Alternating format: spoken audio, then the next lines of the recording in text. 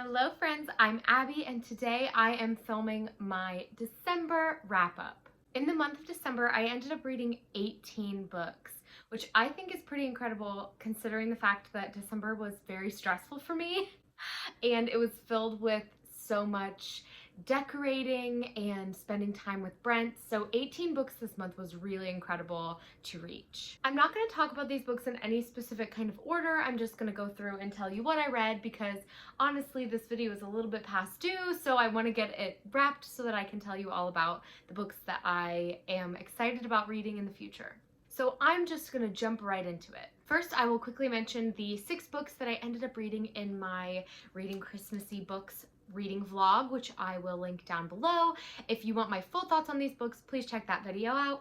But I read The City Baker's Guide to Country Living by Louise Miller, and this is kind of a contemporary seasonal romance, but it had less Christmas than I was expecting and was more just a fall kind of Hallmark movie, but with less romance and more situations happening where the protagonist has to think about whether she wants to live in the small town or move back to the big city. And I ended up giving this 3.5 stars. I read In a Holidays by Christina Lauren, and I ended up giving this 5 stars. This is like a time loop Christmas romance where the protagonist keeps going back to the beginning of her Christmas vacation at this kind of cabin in the woods that her family has always spent Christmas at. So it's kind of like Groundhog Day meets Christmas. The 12 Dates of Christmas by Jenny Bayliss, and I ended up giving this 4.5 stars.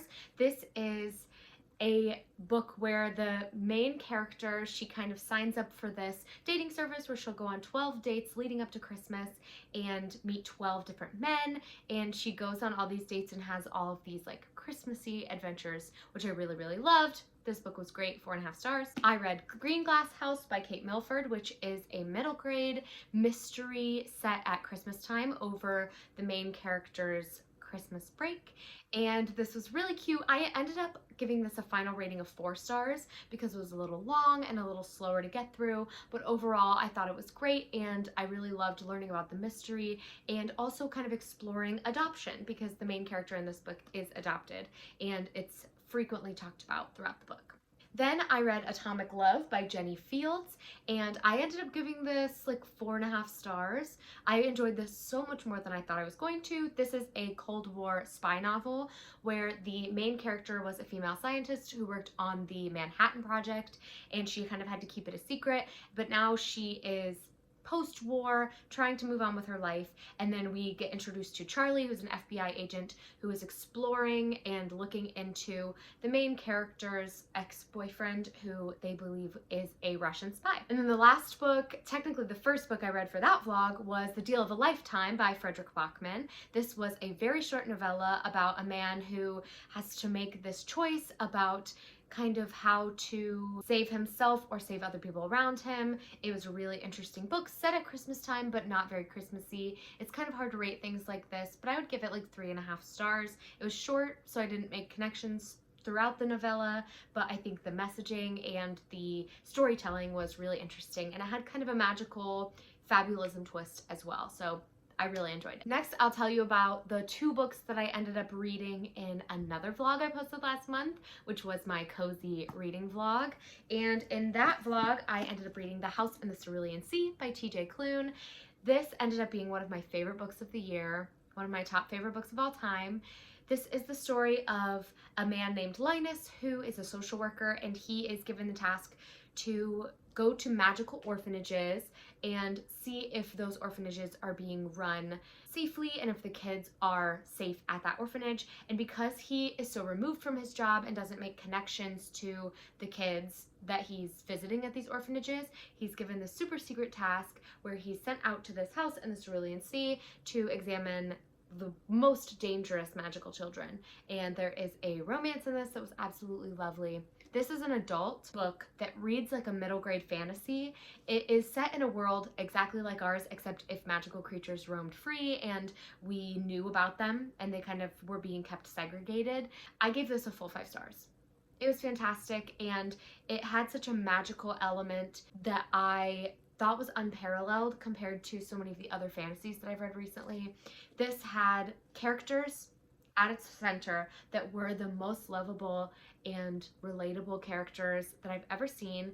I loved all of these children, and they were all so unique in their magical qualities and also special and brought their own kind of unique flair to the story. I loved Linus and Arthur, who are the two main characters, and overall this book just blew my mind and did so much more than I expected it to, and especially as someone who works with kids, this was very impactful for me. And the other book I read in that vlog was Beasts of Extraordinary Circumstance by Ruth Emmy Lang, and this book got another 5 stars for me. This was the story of Waylon Gray, who is, at the beginning of this book, a young boy who is born different. He seems to have some kind of magical powers, but he's going through our real world with these magical powers, and they're never really explained. He's kind of just this mythical person in society, and this book is a collection of 6 different stories that are each being told by a different person, not Waylon himself, and they're talking about their interactions with Waylon throughout their lives. So each different story focuses on 2 people who, at that point in Waylon's life, were coming in contact with him and getting something from their interaction with him. So this was really interesting. I wasn't sure how I would feel about the way the stories were broken up. I wasn't sure that the stories were going to connect at all, but it ended up following Waylon throughout his life, and I loved watching Waylon grow and seeing him become this adult that people are talking about in such a magical way when he himself finds himself to be kind of average and kind of normal. So this was beautiful. It had excellent writing, and it was like being read a bunch of fairy tales as I'm laying in bed. It has a Raised by Wolves story. It has some natural disasters that are pushed aside by magic. It has a pig sidekick. So cute, so heartwarming. I really, really loved it, and I would highly recommend it to anyone who loves kind of magical realism or light fantasy, but more of a contemporary story. It was great. The next book I started in that vlog, but I didn't end up finishing in the vlog. I did finish it in the month of December, and that was Once Upon a River by Diane Setterfield. This book was good. I ended up giving it 3.5 stars. It was a little slow to get into because I thought that it was going to be more fantasy, and it ended up being more of a historical fiction and more of a look at characters in that time dealing with grief, which I thought was really interesting.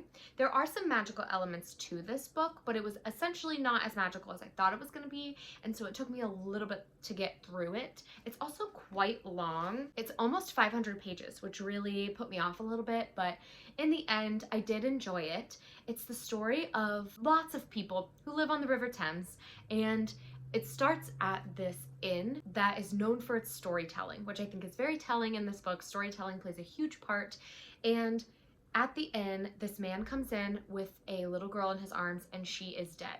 They kind of put this little girl in another room, and then a little bit later, she wakes up.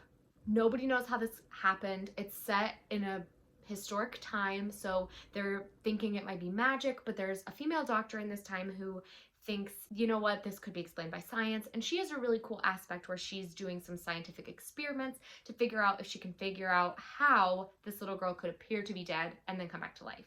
Now, another twist of this book is that there are 3 different people who all come claim this little girl. So you don't really find out until throughout the book who this little girl belongs to and what her story is, what brought her to this inn, what brought her into the river. Watching these 3 different people's lives all kind of connect in a very interesting way because of this mythical girl was very interesting. Again, a magical realism book that kind of stole my heart. I love these characters, and I think this book did a lot of really good things. I think what it could have done better was make the thriller aspect or the mystery aspect a little more intense and focus a little less on the environmental descriptions and things like that that really just kind of felt like filler. But again, I really loved those aspects because this book felt very much like I was being told a story, and it worked for me. So I gave it 3.5 stars, which is not a bad rating. It's not an all-time favorite, but I do think that it was very, very good, and I might pick it up again someday. Next, I will talk about The Hating Game by Sally Thorne. I gave this 5 stars. It's a new all-time favorite romance for me, and I am obsessed with this book. This book features our two main characters, Lucy and Joshua, and they work at the same company. They're kind of up for the same promotion, and they have since day one been at each other's throats, played these games with each other because they are fighting and they hate each other. Now, hate is very close to love, and so they're dealing with all these frustrating emotions, all of these heightened situations that they're put in, and I think that this book just did such a great job with its banter and with exploring these different characters and how absolutely steamy things can get when you hate somebody. It was just so well done. I loved both of these characters. I wish that I could have had chapters that were also in Joshua's perspective because I love romances that focus on both characters. But overall, I think this book was so good and had all the steam levels I was looking for, had all of the romantic scenes, and it gave the characters such interesting backstories since we got to see both of their kind of backstories grow throughout this book, that I think I connected to both characters really deeply, and I was rooting for both of them, which makes for a fantastic romance novel. So if you like romances, I highly suggest you pick this up. Another romance that I absolutely loved this month and ended up giving 5 stars to was Written in the Stars by Alexandria Bellafleur. And this is an own voices author writing about two bisexual women who fall in love with each other. This book starts as a fake dating trope. These two girls, Elle and Darcy, go on a date, and Darcy's kind of pushed into it by her brother who works with Elle. And Darcy's sick of having to go on all these dates, so even though the date goes horribly, she tells her brother that it goes well to get him off of her back so that she can stop going on all these dates that he's setting her up on. But he is so excited that it went well that he makes it hard for her, and she has to then like really sell it that they are dating. And of course in the process they fall in love, and it's really great. It has such great scenes of kind of the conflict. In every romance novel there is like the build-up, the conflict, and the grand gesture that kind of wraps it all up. And this followed that kind of procedure, but the conflict in this was fantastic. Sometimes the conflict is very fleeting in romance novels, but this really sold it and really pulled me in and made me feel for both characters. This is a romance novel where we do get both perspectives from both women. It was great. I thought that it had everything I was looking for in a romance, and if you are looking for a more diverse romance to read, pick this up because it was great. Okay. This month, I also read The Wise Man's Fear by Patrick Rothfuss. This is the sequel to The Name of the Wind, and I loved this. I think I gave it 4.5 stars. I don't think I gave it the full 5. Yeah, I think I'm gonna go with 4.5 stars because I really enjoyed this book. It had so much of what I loved about the first book, this magical story, this magical environment. The only thing that disappointed me about this book was that it didn't span a long enough time that I expected it to, which as I read this book, I realized that we're telling the story of this man's life from when he was a child to when he's like 30, so I can't expect each book to kind of span huge ranges of age, but this ended up only spanning about 3 years, whereas the first book spanned from his childhood up to 15. So this book felt long for the short amount of time it was exploring, but I do love a lot of the directions that this book went in. If you don't know, The Name of the Wind is a epic fantasy, a high fantasy story about a man named Kvothe, who at the beginning of book 1, we see him as an innkeeper in kind of this nowhere town, and nobody knows him. He's in hiding. This man named the Chronicler comes to town, and he wants to write Kvothe's story and talk about all these things that he supposedly did, because people don't know that he is this mythical being, Kvothe. He goes by Coat, and his story deserves to be told because so much stuff happened, and he was kind of like the chosen one. He fits so many of those chosen one tropes. It was fantastic. The first book blew me away, blew my socks off, and the second book did the same. I loved exploring the different places that Kvothe went, the different adventures that he has. There's so much adventure and intrigue packed into this. The writing, Patrick Rothfuss's writing is incredible. I felt like I was there and living it with him. So good. The whole scene with Felurian was fantastic. Like, That whole series of chapters, I was living.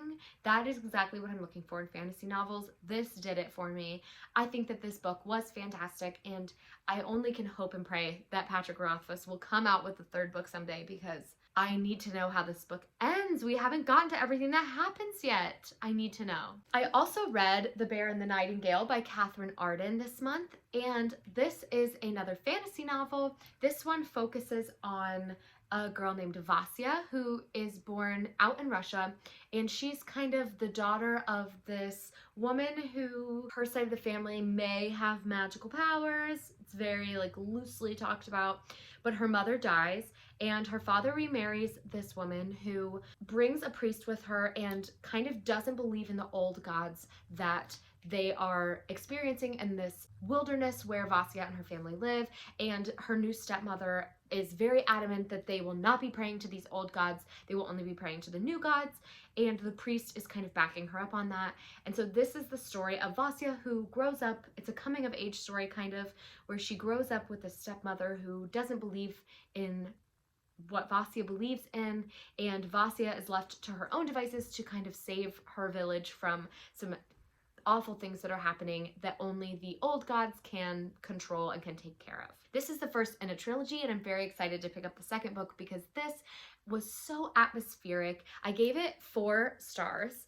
It had the atmosphere I was looking for, the cold, wintry fantasy that I love. It was haunting and lyrical. The writing was amazing. I felt myself drawn in, and sometimes when books are more political or more based in religion, like that kind of fantasy doesn't appeal to me as much, but this really did. And it is fairly short for a fantasy. It is only about 300 pages, and I found myself really intrigued and drawn in throughout the entire book, and I definitely really want to know what happens, so I'm excited to pick up the second book. This gave me very big Spinning Silver vibes, so if you liked Spinning Silver by Naomi Novik, I think you might like this. Otherwise, you should still pick it up because it's a relatively short adult fantasy that features lovable characters and a perfect winter atmosphere. And the last physical book I have to show you is These Violent Delights by Chloe Gong. This was the last book I read in December. I finished this on December 31st, cutting it close, but this book was fantastic. I gave it 4 stars. This is a Romeo and Juliet retelling based in 1920s Shanghai, and in this book there are 2 different gangs, the Scarlet Gang and the White Flower Gang, and those gangs are kind of controlling different parts of Shanghai. The White Flowers are Russian, the Scarlet Gang are Chinese, and they have this feud going on. Roma, the heir to the White Flower Gang, and Juliet, who is the heir to the Scarlet Gang, had a romance years ago, and there is a blood feud between their gangs, so they called it off. They have a whole bunch of stuff going on between them, and they do not like each other now at the beginning of this book. But they kind of have to band together because there's a plague going through their town that is causing people to rip out their throats. Yes, this book was gory and had so much action. It had fantastic side characters. I absolutely loved Kathleen and Rosalind, Benedict, Marshall, all of them were so good. And I also loved seeing the female protagonist honestly getting to be the hero and getting to be the more in control one. Juliet is definitely the hero and the dominant one. I loved her. She was feisty and fierce and so amazing, but had so much of that angst that you get from Romeo and Juliet and from that tragedy. I also like that this book ended on the biggest cliffhanger of the year, hands down. I need to read the second book because the ending of this book shook me. This is a young adult fantasy. I don't think I mentioned that, but it reads like adult fantasy in the terms of it's very political and has like quite a bit of gore, but the characters are all like 17 to 23, so it could kind of be like a new adult.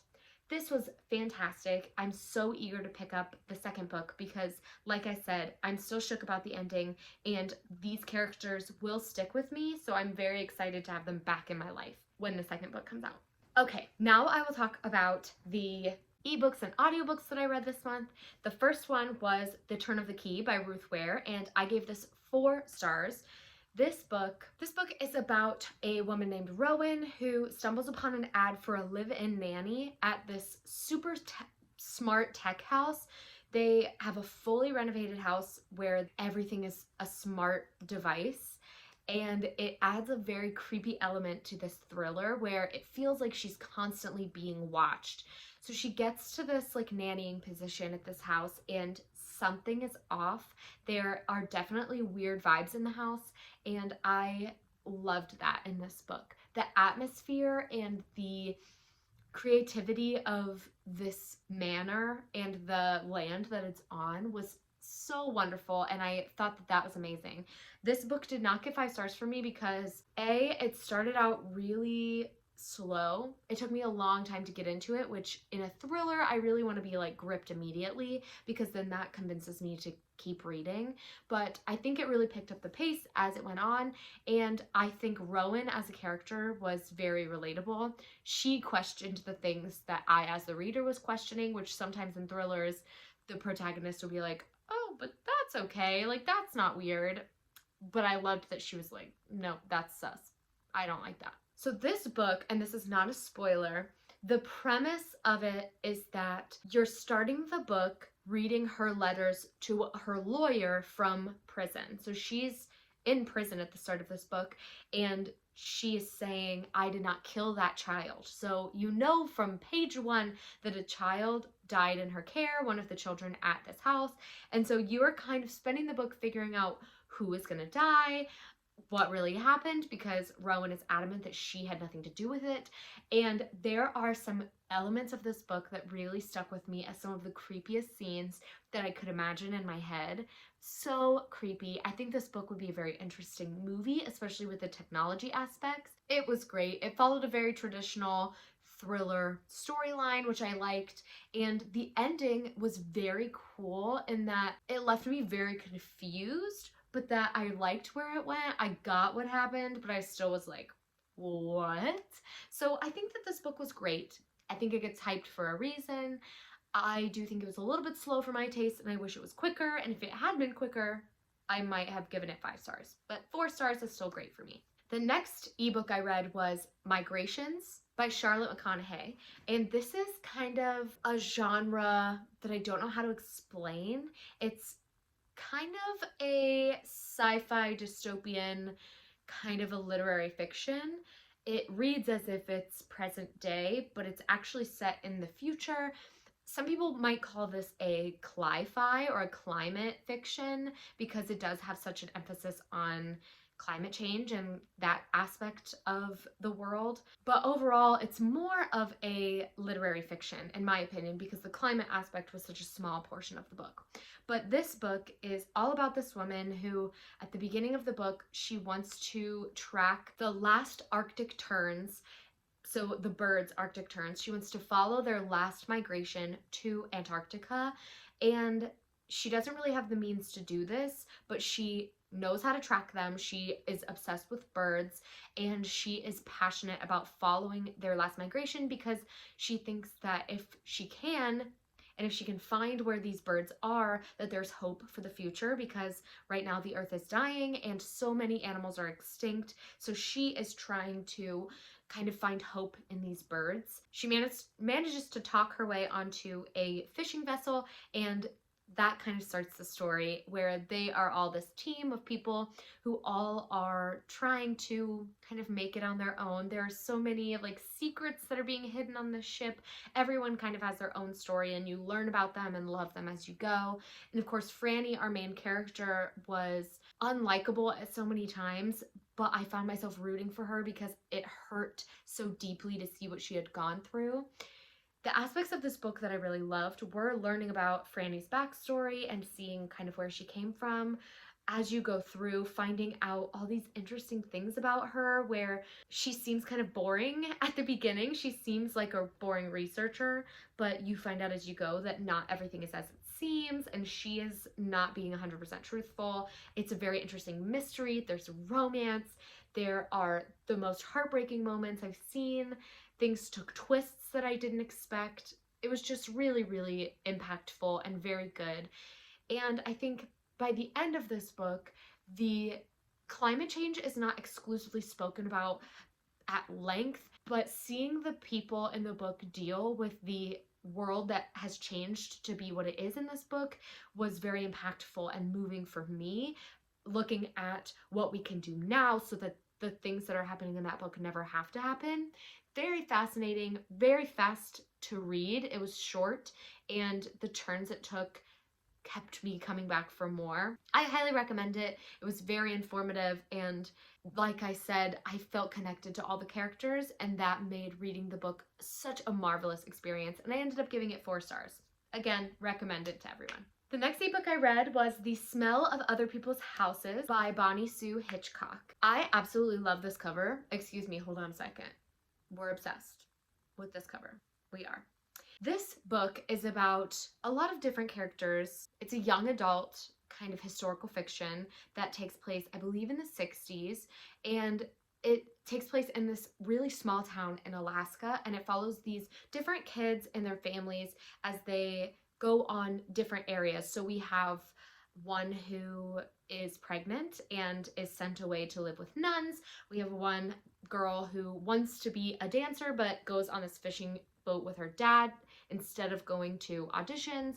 Really just following all these different young adults going through a whole bunch of different things, and really talking about how even in such a small town, people don't really know what's going on with the person next door. Like, everyone is there for you and everyone is really rooting for you and will help you if you need it, but these kids feel like they're alone so much of the time and they can't ask for help. But I loved the adult-children interactions in this book. They were so genuine, and I thought depicted in a really impactful way where the adults were not super know-it-all, and even if they were, they kind of got this redeeming arc that came through to the end.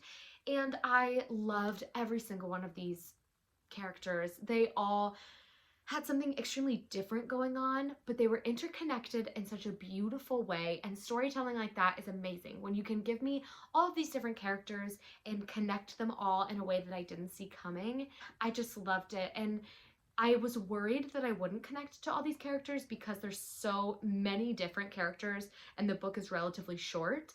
But I ended up thinking all of these characters were fully fleshed out. They all had a full story that was different from each other's. And like I said, they all connected in a beautiful way that I thought was very moving. This book was great. I also love the concept of the smell of other people's houses. Just knowing that other people can smell what your house smells like, and when you go to somebody else's house, you know what their house smells like, and those smells evoke different memories and evoke different feelings. So some of these kids would go into someone's house and feel sick because it gave them horrible memories. Some people would like smell something on the street and be like, oh my gosh, that smells like my grandma's house. And that concept to me is just so fascinating to put into a book. I loved it. It was great, and I would highly recommend it if you're into like a young adult historical fiction or something short with lots of characters. It was great. I also love books set in Alaska because I have a deep connection to Alaska. So highly recommend it. It was great. And the last book that I am going to talk about is my Amazon First Reads choice from December, and that is Bloodline by Jess Laurie. This book was so good and fascinating. I gave it 5 stars. It was fantastic. One of my favorite thrillers that I read this year. And this book is kind of based on a true story. So it's set in this town in Minnesota that is based on the author's real life hometown, but the town in the book is called Lilydale, and it's this beautiful picturesque town. People dream of moving there. From the outside, it looks absolutely picture perfect, and like there's no crime, there's nothing going on there. Of course, that is not the case. And the main character in this book, Joan, is a journalist, and she has a bad experience in the big city. She gets mugged, and because of that, she agrees to move with her boyfriend to his hometown of Lilydale, and they're going to live there because they want to raise a family in this small, safe town. At first, it seems super inviting and very welcoming. Of course, things get way over the top way quick, and it gets so creepy, and all of these neighbors are like the scariest, like way too nice. And like that's terrifying when people are like overly sickeningly nice, that there's like something going on. Ooh! I loved this book, and I loved kind of the historical aspect of it in seeing Joan fight as a woman for her own rights, and that kind of setting it in that time period was so smart of the author because it's set in the 60s, and the main character Joan, she can't tell if the town is being weird because she's a woman or if the town is weird because it's weird, but like she has to like ask her boyfriend's dad for a job because he has to like vouch for her, and so that's super weird, but she doesn't know if it's because she's a woman trying to work in the 1960s and like people thought that was weird, but it's almost like she's constantly being watched. And that's the aspect of this book that really stands out to me, is this constant feeling of being watched. I felt like I had chills the whole time I read this book. Crazy things happened. There are so many twists, so many like, oh, what moments that I was like, hold the phone. And I mentioned that this is kind of based on a real life story, and that is because in this author's hometown, there is the story of a little boy who, on his way to his first day of kindergarten, he is kidnapped and he's never seen again. He was wearing a little blue sailor suit and he was never found. The town kind of got rid of all records of him ever going missing, and so that's very suspicious that this town kind of wiped it clean and pretended that it didn't happen. And he went missing in the 1940s, and like I said, has never been found. No information about it has ever been brought to light.